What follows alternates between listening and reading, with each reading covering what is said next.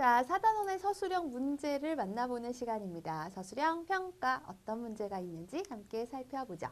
1번, 다음 친구들과 같이 친구에게 고마운 마음을 전한 자신의 경험을 떠올려 쓰시오 했는데요.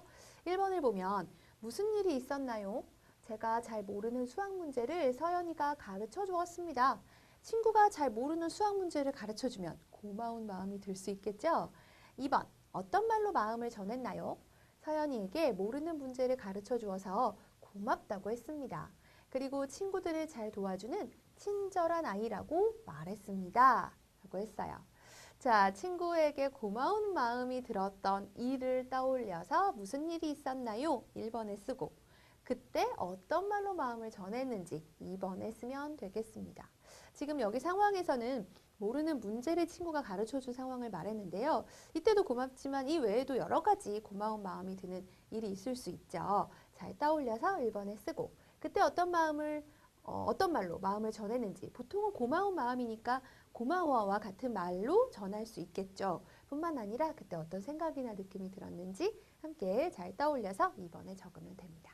자, 한번 써볼까요? 1번, 친구가 미술 준비물을 빌려주었습니다. 그래요. 이렇게 준비물을 빌려주면 고마운 마음이 들죠. 어떤 말로 마음을 전했나요? 친구에게 미술 준비물을 빌려주어서 고맙다고 했습니다. 그리고 다음에는 내가 빌려주겠다고 말했습니다.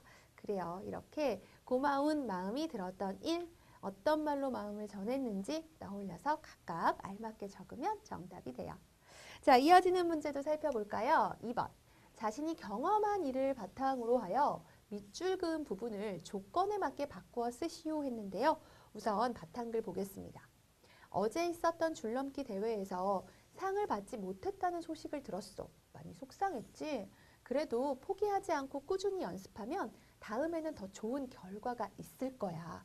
그래요. 지금 줄넘기 대회에서 상을 받지 못한 사람을 위로하고 있습니다.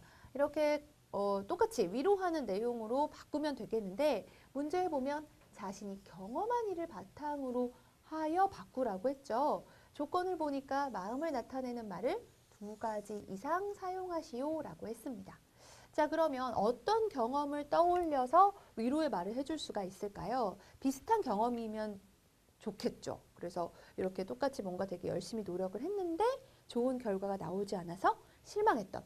그렇지만 실망해서 그치는 것이 아니라 위로와 용기를 주어야 하니까 다시 더 열심히 노력해서 극복했던 이런 경험이라면 가능할 것 같네요.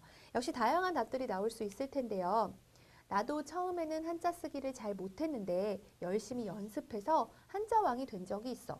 좀 더 노력하면 더 좋은 결과를 얻을 수 있을 거야. 힘내, 잘 될 거야. 와 같은 내용이라면 자신이 경험한 일을 바탕으로 했고 밑줄 그은 부분을 역시 똑같이 위로의 내용을 담아서 알맞게 바꾼 것이 되겠습니다. 자, 이어지는 문제도 만나볼게요. 3번. 다음 글 속에 나에게 어떤 마음을 전할지 생각해보고 자신의 마음을 전하는 글을 쓰시오 했는데 글 속에 나에게 마음을 전해야 해요. 따라서 글 속에 나가 지금 어떤 마음인지 먼저 생각을 해보고 그 상황이나 처지에 어울리게 마음을 전하는 글을 써봐야겠죠. 자, 그러면 읽어볼게요.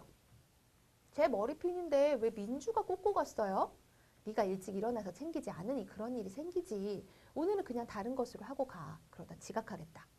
민주가 내 물건을 마음대로 가져간 건데 어머니께서는 내 탓이라고 하신다. 어머니께서는 늘 동생 편만 드신다. 야, 2가지 정도로 생각을 해볼 수가 있는데요. 일단 민주가 동생인 거죠. 내 물건을 마음대로 가져가요. 좀 화나죠. 그러면 또 어떤 마음을 전할 수 있을까? 그리고 동생이 그렇게 잘못을 한 건데 어머니께서는 늘 동생 편만 드시네요. 아, 서운한 마음이 또 들 수가 있겠죠. 비슷한 경험이 있는 친구들도 많을 겁니다. 내 동생도 그러는데, 우리 엄마도 그러시는데. 자, 그렇다면 여기 나오는 나에게 어떤 마음을 전할 수 있을까? 간단히 떠올려서 적어주시면 되는데요. 자, 나도 동생이 내가 아끼는 장난감을 망가뜨려서 동생에게 화를 냈다가 어머니께 꾸중을 듣고 속상했던 적이 있어. 그래도 어머니께서 너를 사랑하지 않으시는 것은 아니야. 기분 풀어. 그래요. 지금 서운하고 좀 화난 그런 마음이 있기 때문에 여기 나오는 나에게는 좀 그렇게 마음을 풀 수 있는 기분을 풀 수 있는 내용을 담아서 간단하게 마음을 전하는 글 쓸 수 있죠. 직접 마음을 전하는 글이기 때문에 뭐 했습니다 이렇게 쓰기보다는 좀 말하듯이 여기 나와 있는 예시답처럼 말하듯이 편한 표현으로 쓰는 것도 좋을 것 같습니다. 자, 이어지는 문제도 살펴볼게요. 4번. 다음 글을 읽고 집으로 돌아가는 리디아에게 자신의 마음을 전하는 글을 편지 형식에 알맞게 쓰시오 했어요. 핵심은 편지 형식입니다. 따라서 받을 사람, 첫인사, 전하고 싶은 말, 끝인사, 쓴 날짜, 쓴 사람 모두 잘 들어가 있어야 하죠. 자, 그럼 어떤 마음을 전할 수 있을까? 그것은 이제 상황을 봐야 합니다. 그리고 외삼촌이 주머니에서 편지를 꺼내셨어요. 아빠가 취직을 하셨다는 소식이 담긴 편지였어요. 저 이제 집으로 돌아가요. 1936년 7월 11일 모두에게 사랑을 담아서 그리고 곧 만날 날을 기다리며 리디아 그레이스.